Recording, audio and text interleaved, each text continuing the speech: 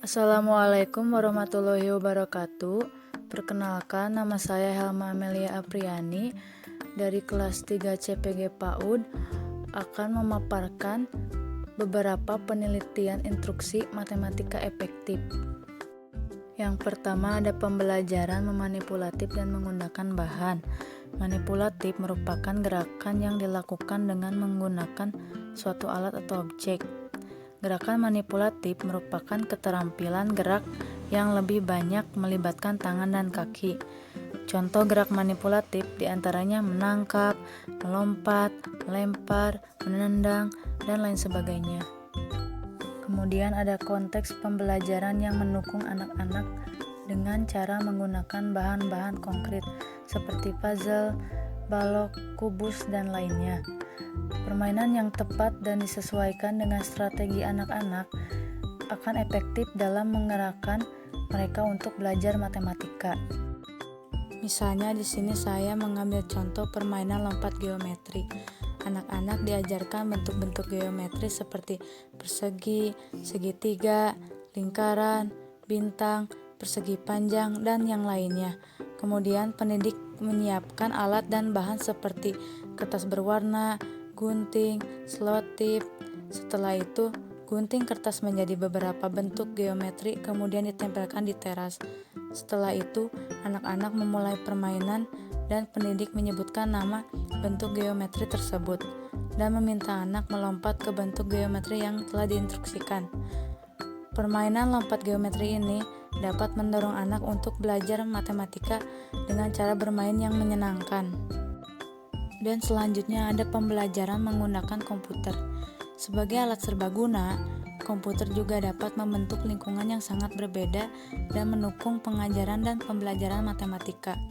Menurut Clemens dan Batista, komputer membantu aspek metakognitif dari aktivitas sosial, memungkinkan anak untuk melampaui batas dunia fisik. Misalnya anak memainkan teka-teki yang ada di komputer tersebut dengan memotong bentuk dan menyatukan bentuk geometri dengan cara yang baru. Mereka akan menjadi fokus untuk memecahkan masalah. Dan sama seperti halnya menggunakan manipulatif, dukungan pendidik dan pendampingan yang aktif memiliki efek positif yang signifikan pada pembelajaran anak-anak dengan komputer. Kemudian selanjutnya ada pembelajaran menggunakan gerakan. Konteks lain untuk belajar matematika adalah penggunaan gerakan pendidik untuk melibatkan anak-anak. Ada bukti yang menunjukkan bahwa anak-anak kecil mendapatkan manfaat dalam gerakan mandiri. Gerakan mandiri yang dimaksud adalah aktivitas selama pengajaran, khususnya mempelajari konsep-konsep spasial seperti jarak, lokasi, bentuk, dan ukuran. Di sini saya mengambil contoh melakukan tur di lingkungan sekolah. Pendidik menunjukkan dan menjelaskan kepada anak-anak bahwa lapangan bentuknya persegi panjang dan ukurannya besar. Jadi anak-anak bisa melihatnya secara langsung apa yang telah pendidik sampaikan tersebut. Yang terakhir ada pembelajaran membaca buku. Membaca buku sering digunakan dalam pembelajaran anak usia dini. Menurut Casey dan rekannya, memberikan bukti bahwa konten matematika, keterampilan spasial dan angka yang disampaikan dalam konteks bercerita menghasilkan pembelajaran matematika yang lebih baik daripada hanya menyampaikan konten. Misalnya bisa menggunakan cerita, sajak, dan lainnya.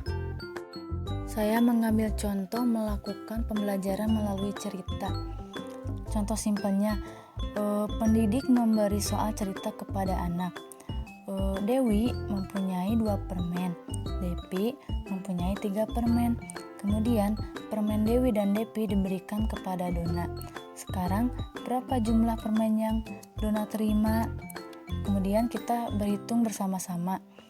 2 permen ditambah 3 permen sama dengan 2, 3, 4, 5. Jadi jumlah permen yang diterima Dona adalah 5 permen.